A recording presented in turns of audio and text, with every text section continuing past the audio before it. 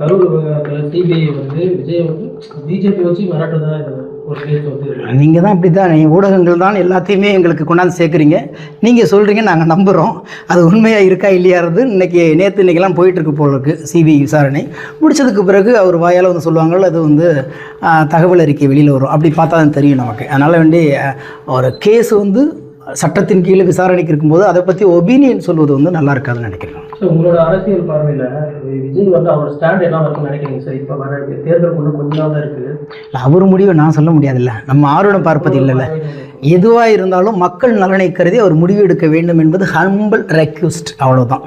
எதுவாக வேணாலும் அவருக்கிடும். ஆனால் மக்களும் தன்னை வளர்த்த இந்த மண், இந்த மக்கள் மீது ரொம்ப வந்து பாசம் வைத்திருக்கிறேன் அப்படின்னு சொல்லி பேசிட்டு இருக்காரையா, அதுக்கு விரோதமாக எந்த செயலையும் அவர் பண்ணிடக்கூடாதுங்கிறது ஒரு பிரதராக நான் சொல்கிறேன். அது வந்து அதனால் வேண்டி அவர் என்ன முடிவு எடுக்கணுங்கிறத சொல்கிறதுக்கு எனக்கு அதிகாரம் இல்லை. ஆனால் இப்படி இருந்தால் நல்லாயிருக்கும். ஏன்னா இங்கே தான் நீங்கள் வந்து குழந்தை பருவமாக கலை குழந்தையாக இருந்து இன்றைக்கி உங்களை தத்தெடுத்து ஒவ்வொரு வீட்லேயும் ஒரு பிள்ளையாக பார்த்துட்ருக்காங்கன்னா அவங்களுக்கு எந்த விரோதமும் வராமல் முடிவு எடுங்க, அதுதான் நல்லதுக்கும் அப்படின்னு நான் சொல்ல முடியும். 60 வருட நம்பிக்கை. Anand Bunions and Briefs.